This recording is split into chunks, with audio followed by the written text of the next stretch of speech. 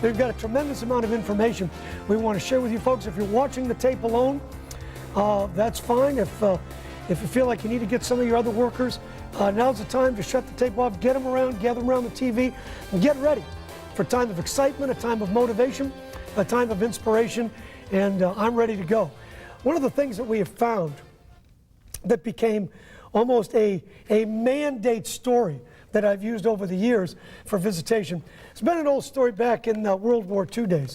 This one fellow was getting ready to get married. He was just in love with this gal, and they'd already set the wedding date. But the problem was he was called into 1 year's active duty in the military. He was just distraught. I mean, he felt like this was the love of his life. This was the woman of his dreams. He was all excited. And he said, honey, I love you. I want to marry you. But he said, I've got to do this. I've got to go away for a year. I've got to serve my country. But as soon as I get back, the next day, as soon as I get home, we're going to get married. I promise you. As a matter of fact, I'm going to write you a postcard. You're going to get a postcard every day proving to you how much I love you. And it's the best I can do. And I mean, this guy was serious. He was committed to this woman. And before he even left the States, he got one little suitcase filled with 365 postcards already addressed to her, already stamped, ready to go. I mean, this guy was serious. And every day, I mean, it was like clockwork.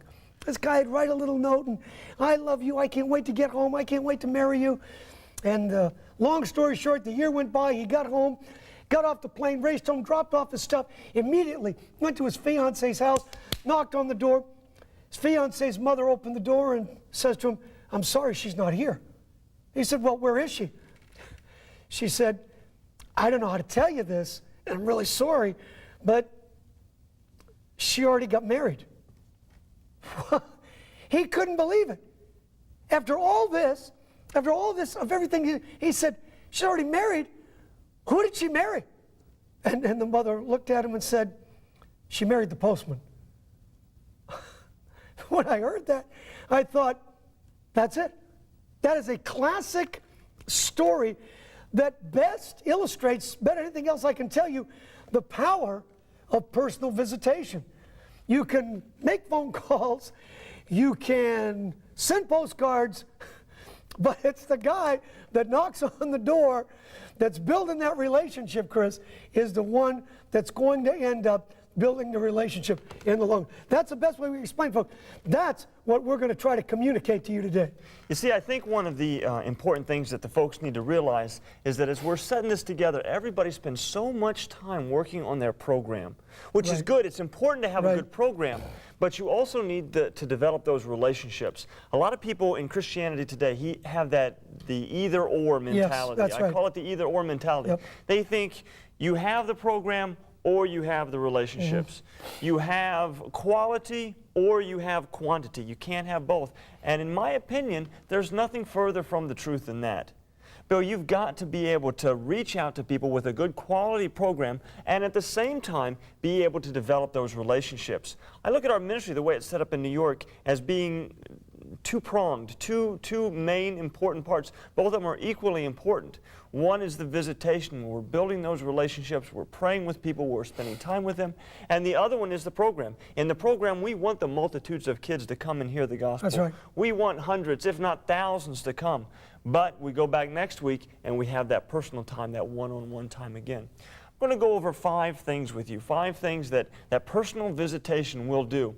We've always said that if you know the why of why you're doing something, good point. You'll figure out the how on your own. That's right. I want us to talk about 5 whys, why you need to have a personal visitation program. Number 1, personal visitation places people in somebody else's world. Oh, that's good. It places people in somebody else's world. Yeah, and let me just say something here, Chris. It's very important in that most of us live in a very insulated and isolated world. We've created our own society. Unconsciously, I don't think we've done it on purpose. We live in our little world, our little homes. We live within the parameters of the life that we've made for ourselves. And the personal visitation program gets you out of the box, out of your world where you think everybody's like you, out of the circumstances in the life that you built for yourself. And suddenly, you can see that not everybody's like you. There are needs, there are problems, there are situations. The only thing that separates where we live in New York in the ghetto from where most of you live is just location. The same problems we have, folks, the same things that we see, the same things we experience, you have them maybe just in a smaller way there, but you've got problems in your community, and you know that. And by being out there on the field, visiting, spending time, being out there every week, suddenly a new dimension of spirituality, a new dimension of understanding, a new dimension of burden is suddenly going to be open to you. And that's very important. But secondly, we believe the visitation program provides a person-to-person relationship. That's an important part of this, Chris. You see, Pastor Bell, you only have a certain amount of time in a church service. You only have from the beginning to the end. In your Sunday school class, you only have a set amount of time. When you begin to do that personal visitation, knocking on doors, getting out in the neighborhoods, what happens is you expand your time of personal ministry. It becomes almost limitless. You can spend time praying for folks. You can spend time finding out how they're doing, even with mundane things of helping people carry in their groceries. Things like that, displaying what Christianity is all about, becomes an important part of it. That person-to-person relationship is built as you, the leader, begin to go out and lead folks, explain how visitation works, see how it works in your life, and then other people around you will begin to do the same thing, and your church will change. The way that your church relates to other people in the community will change, and people, it won't be a thing where you're almost trying to pull teeth to get people to come into your church. They will want to come to you. Because they're seeing it. They're seeing the thing lived out. They're seeing you every week. That's where the relationship begins to happen. But also, we're going to be explaining in this tape that everything rises and falls on leadership. It's like my old friend, the famous evangelist C.M. Ward used to say, even if you're getting run out of town, get out front and make everybody think it's a parade. We're going to be talking about you. You're obviously watching this tape, so you've got a burden for it. You wouldn't be watching this. You may end up being the leader of this personal visitation program, the motivator, the one that encourages others to do it. So we're speaking to you as well as others. But third, the personal visitation program prevents alienation. We touched on it just briefly in the first point of how we get so caught up in our own life, in our own society, in the worlds that we make for ourselves. By being out there, you can begin to see that there is much more happening, folks, in this world. People are struggling. People are hurting. People are dying. People need the gospel. But to get the gospel, guess what? They have to get in contact with somebody that's saved. Jesus has no hands but ours, folks. Are you with me? That's what we're talking about here. That's what we're saying. Suddenly, you're not alienated from folks on the outside. Suddenly, you're not isolated. Did you ever notice that who the greatest soul winners in the church are? You ever notice that? They are not the older Christians normally. They are the new Christians. Why? Because they still have their old circle of friends. They still have people that are familiar with them from their non-Christian life. So immediately, they can get out there. They're not living in their little life, in their little new Christian life. They still have interaction with other folks. Right. But number four, this is a very important point. Personal visitation promotes productivity. There are certain people in the church that don't fit in a lot of other ministries. They're not going to sing in the choir. They're not going to be maybe a teacher per se. They're not going to be able to do a lot of other types of ministry. But Chris, anybody can visit. That's so true. You know, a lot of times I think that we get in our mind that you have to have a certain degree or a certain amount of experience to witness or lead people to the Lord, and that's far from truth. You know, in our program that we've got all kinds of people who knock on doors, who go out and visit. Our teenagers learn how to visit, not by just sitting around and writing things or doing things, but they learn discipleship by going out and knocking on doors. Sometimes the older women may not feel like they're capable of doing it, but those are the perfect grandmother types or the mother types that those kids need. The men might not feel like they're able to go out, but you know, these kids need fathers in their life. That's exactly right. Sometimes the teenagers may not feel like they're qualified for anything, but those teenagers can go in, and as these kids are growing up and becoming teenagers themselves, your teenagers in your church can be the ones that lead them in godliness in the way they should go. And so that's why anybody can visit. It doesn't matter how old you are, how young you are, where you're from, male, female. It doesn't matter. God has a place for everybody to be involved in others' lives. And it promotes that productivity in that Christian's life. You know, it actually promotes it. Here's a place to serve. Here's a place that's viable. Here's a place where you can be productive. Here's a place where you can actually be a soul winner. I know a fellow in Florida in a wheelchair. He's been in a wheelchair since the Vietnam War. But every week he's out there. He's got a little horn on the handle of his wheelchair. He honks the horn, goes up and down the sidewalks. The kids know the sound of the horn. They come outside. He makes the visit. And he has probably more kids in Sunday school because of his effort than anyone else in the church. When everybody else said, you can't do it, it's impossible, he said, no, it's not. God's placed a burden of visitation on my heart, and I'm going to do it. But last, number 5, personal visitation projects an image in the community. I think so many times we wonder, what are people thinking about us in our church? I'll tell you exactly what they're thinking. My old home pastor used to say it, and he said it so well. He said, speak evil of my son or speak well of my son, but just speak of my son. How many of our churches, good churches, great pastors, good programs, but nobody knows about it? It's probably the best kept secret in the community. Why? Because we put a sign out front that says, y'all come, but they all didn't come. And we wondered why. Because we are so caught up with everything that's happening inward. It's the in-reach mentality. The in-reach mentality. When we've got to start thinking outreach. In-reach is good, but outreach is key. If not, we're going to get caught up in, here I am, here's me, here's mine. I don't know, I don't care. I just want my rocking chair. I'm just here. It's us four and no more. We're not interested in anybody else. And people are looking at your church. Do they even know your church exists? If somebody stopped at a gas station in your community and asked if they knew where your church was, would anybody even know? Is it creating the kind of image, the kind of excitement? You say, well, we do radio. Sometimes we've done television. Sometimes, folks, visitation is the best way. 80% of all the people, it's proven, over 80% of the people, first-time visitors that come to church, you know how they got there? Not through a radio ad, not through a television spot. They came there, Chris, because somebody personally invited them to church. We want to project an image that we have a soul-winning church, and we don't want it just to be an image. We don't want it to be a false image. We want it to be the reality, that because the gospel is real, because Jesus has done something in us, we now freely want to share it with others. Bill, there was a teenager in our church who had come to church, been a worker, been involved, helped with the visitation program, but then later on he kind of fell away from God. Well, just this past week he came back to church. He had been messed up. He had gone the way of the street, as so often happens with the kids in New York. But you know what? He said, I know I've got to get my life back to God, back the way it was. You see, we had projected an image that he would always be welcome, that he could always come back. And when he needed help, when he needed somewhere to go, we were the first stop. And that's the way every church in this country needs to be. But when we get back to that place, the mandate that God has given us to take our country, when we begin to see that happen, we begin to put these 5 whys of why we do visitation into practice, then we're going to see revival. We're going to start to see things happen that we've never seen before. Yep. And again, we've said it before, God has no hands but ours. The statue I saw in San Diego when we were helping the United States Navy to start Sidewalk Sunday School down there, I was driving down the street and I saw a statue of Christ like this, but there were no hands. Someone had cut off the hands. And the engraved wording on the statue said, he has no hands but yours. That's it, folks. That's what this tape is about. That's what the purpose of putting this tape together is for. The people are out there.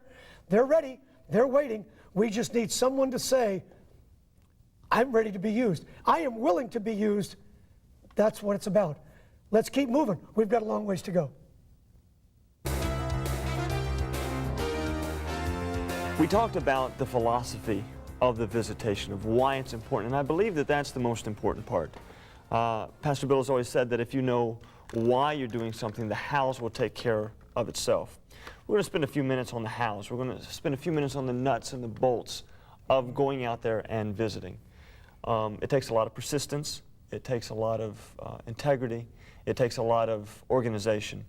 But I think that if you have the right tools, if you have the right mindset, that with these next few minutes we'll be able to guide you through everything that you'll need to set up a good, solid visitation program. First of all, you don't need to have buses. A lot of people think, well, we don't have buses, so we don't have a visitation program. most of our visitation in New York City is done through our Sidewalk Sunday schools. Most of our kids are reached through the Sidewalk Sunday schools, and we don't have buses for them. You can visit your Sunday school class. We'll be talking about that in a few minutes. You can visit kids in your neighborhood. You can set up a visitation program for kids that are coming to your church already. The key is to get out in the neighborhoods. I think we've made that clear. But a few things that I want to talk about as far as tools that you're going to need. Number one, you're going to need what we call a roster. The roster is the list of the kids that come, their address. You can take that right off the roll sheets in Sunday school. I think a lot of people understand what a roll sheet is because most of them will take the roll from week to week.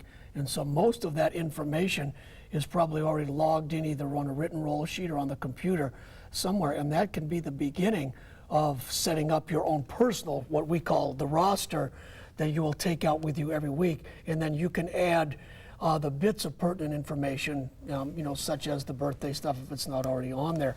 But the roll sheets are always available from time to time if you can get with your Christian ed director. So probably that'd be the best place to start, and then building off it from there.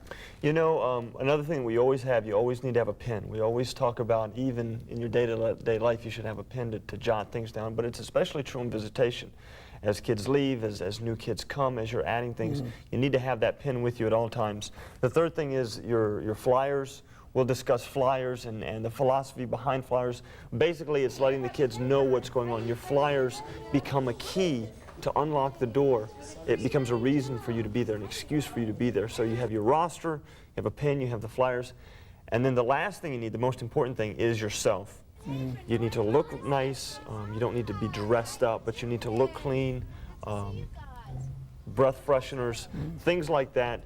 When you go, you stand up straight, you look people in the eye. All those things that go into yourself as being one of the tools that's going to be used to promote having those kids and those families coming to church. Let me just mention one point there, Chris. When we were talking about yourself, that almost, I know some of you are going, yeah, we know that. That goes without saying. Well, no, it doesn't. Because I'm going to tell you something. Normally, whatever is the most difficult thing in your life to do is the thing that you end up putting off if it's not convenient to do it. And that's exactly why you have to set a time every week to go visit. Your week should revolve around your soul winning time and around your visitation time. Your soul winning and visitation time does not revolve around your week because you know exactly what's going to happen. Towards the end of the week, things get backed up, time gets short, you get in a jam, other things will take precedence. That's why you have to set a specific time every week. That no matter what happens, no matter what's going on, you know that at that time, you get your equipment, you get your tools, and you go.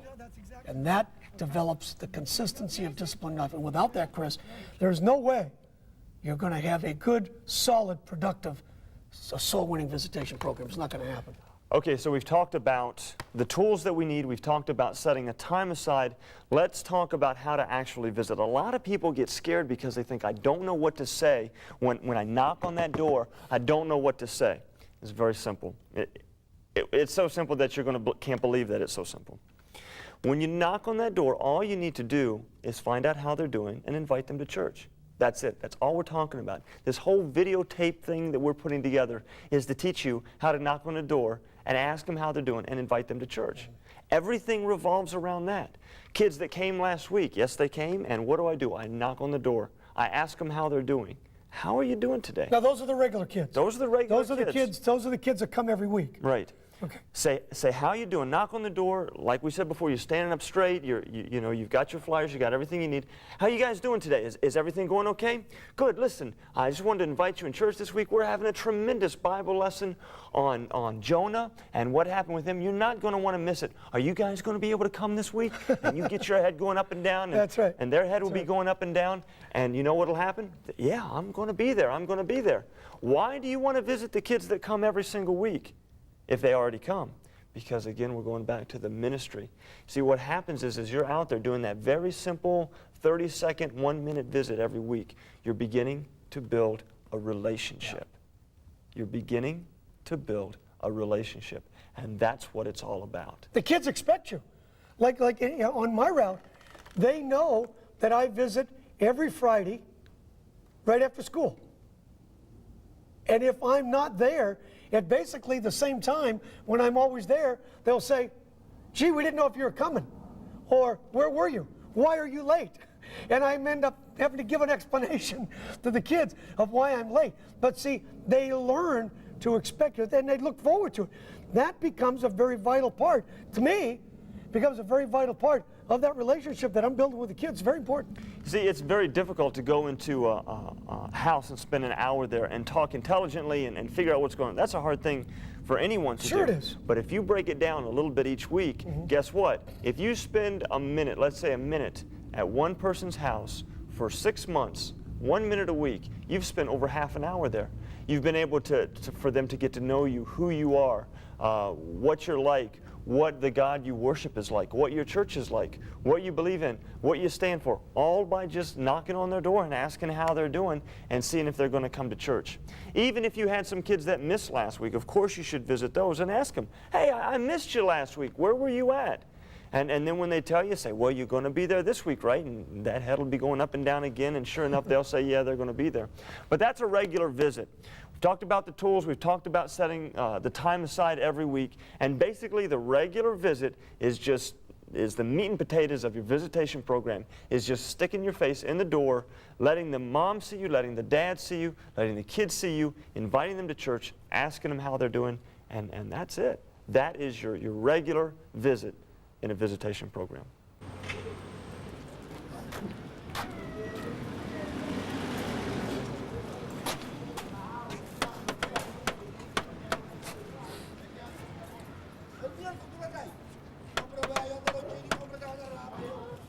It's Bill from Sunday school.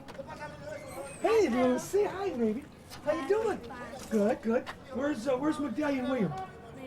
Yell at him. I need him all down here. Okay. Come on, you guys. Hurry up. Come on. There we go. Hey. Hi, Mark. How are you? Good. William, where are you? Yo, what's up, guy? Hey, I want you guys to listen very, very closely. We've got a big day in Sunday school this weekend. I want you to listen very closely. We've got the green money jump contest. Okay? I'm going to give each one of you guys a paper. And tonight, I want you to make sure you sit down. You have to help each other if you need to. But I want you to put your name, address, apartment, and put it all. Because what we're going to do, we're going to put all the papers in the big barrel. Remember the big barrel? Put them all in the barrel. And then if you guys get picked and you know the answer to the Bible quiz question from last week's Sunday school lesson, and you guys know that answer, we've got all the money laid out there. You guys get to run, jump over the money. And as much money as you can jump over, you guys get to keep it. What do you think? Good, huh? Okay, so I want you guys to make sure you fill them out because you got to bring the papers in the morning. If you don't bring the paper, then you're not going to have a chance to enter the contest, okay? And ask each other questions about last week's lesson so you're ready, okay? Okay, school go okay this week? Yeah. Everybody doing okay? Mom okay? Yeah. Everybody's doing good? Good. Okay, I love you guys. Okay, all right. Bye-bye. See ya. Stay well. Bye. What time's the bus come by? 9. 9 o'clock. Be ready early, ready to go. Okay. See you in the morning. Bye-bye. So that was the first kind of visit, a regular visit. Now we're going to talk about a referred visit. Pastor Bill, a few minutes ago you talked about getting the roll sheets from your CE director and starting your visitation program with them. What's going to end up happening is that as you're out visiting those kids that already attend, you're going to see other kids out there. You're going to be referred to these new families by kids that have already been coming. And so let's spend a minute talking about a referred visit. Get some of the kids that already come. Tommy, who comes every week to church, knows all the kids in his neighborhood. When you go visit Tommy this week, say, hey, Tommy, why don't you take me around and introduce me to some of your other friends? And what Tommy will do is he'll just walk with you. He will be the one that's helping out in the ministry. We talked a little bit about discipleship. This is going to be his first taste of soul winning. This is going to be little Tommy's first taste of getting out in the neighborhood. He's just going to show you where his friends live. And you're going to go and you're going to meet his friends. You're going to find out where they live and what they're up to, and even if they go to other churches or if they're interested in coming with little Tommy to church. And when you're talking to the parents, use the names of the kids that come. Oh, Mrs. Smith, Tommy comes all the time. He loves it. Tommy's mom lets him come, you know, and your children, if you don't go to church somewhere else, we would love to have them come with Tommy or with us this week to church. And that is a referred visit, getting other kids from the neighborhood, other kids around, to come and come to your church through the kids that are already coming. Excitement breeds excitement, Chris. And I think that's an important thing for all of you to know. When you've got some kids already in your class, maybe on your bus, if you have buses, involved in your program, whatever it is, if you've got some of those kids that are excited, that's contagious. And these kids will be more than happy to go with you. They'll be more than thrilled. I always have a bunch of kids that go with me on visitation every week. Yeah, it's kind of a hassle sometimes because they get to fooling around and cutting up and joking, and that's all part of it. But they, as Chris said, know every other kid on that block and in that neighborhood.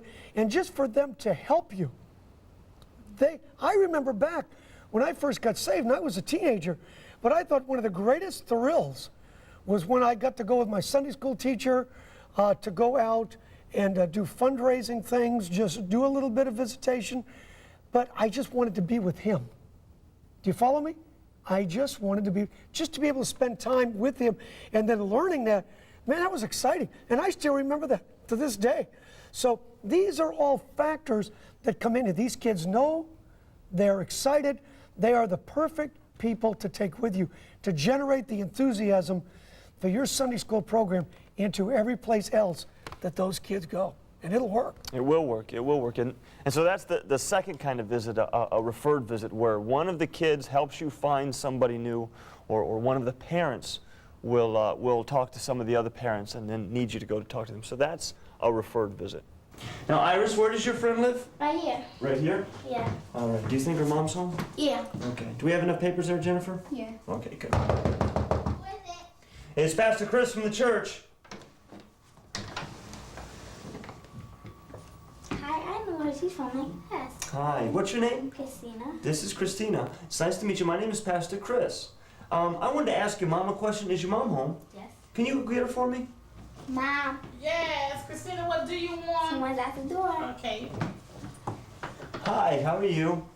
Hello, My name's Pastor Chris. I'm Rosemary. Rosemary, it's nice to meet you. Listen, these guys go to school together, right? Yeah. Yeah, and you guys know each other. You're friends, right? Yeah. Have you ever met Iris before? No. No. Well, anyway, we have a Sunday school class.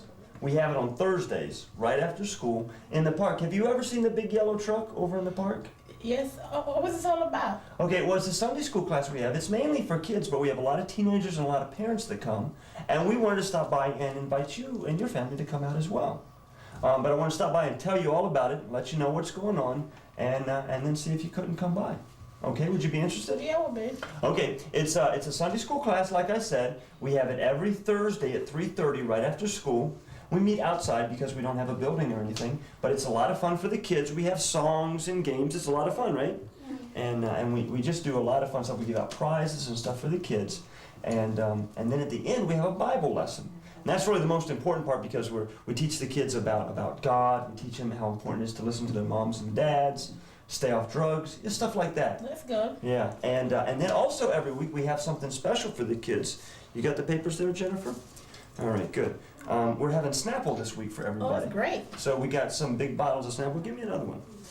Good, there's one for you too. And would you like one? Okay, let me give one to you too. There you go. Anyway, what I'd like to do is, if you don't mind, is to get your name, your address, or write down here on my list of all the kids who come. And then if you come tomorrow, next week, I'll stop by, see if you enjoyed it, and see if you'd like to come again. Okay, that was great. Okay, now this is 73 Grove Street, right? Yes, it is. Okay. You live in apartment number 1, Yes, I do. and your name is Rosemary. Rosemary Grant. Yes. Okay. And you're Christine, right? And how old are you? 8. 8? Do you have any boyfriends yet? No. Oh, good for you. And who is this? Yeah. Danielle. How old are you, Danielle? 6. 6 years old. She's old enough to come if you like. Okay, great. Okay, and the whole family's invited. I'll be over there tomorrow. We'll all be over there tomorrow about 3:30, and we'll look for you then. Okay. Okay, thank you so much for your time. Nice to meet Okay. you, Pastor Chris. Bye, Danielle, and bye, Christine, and I'll see you guys tomorrow. Bye. Okay, bye-bye. Okay, so we're going to talk about 3 different kinds of visits. Now, number 1 we've already discussed was your regular meat and potatoes visit, just every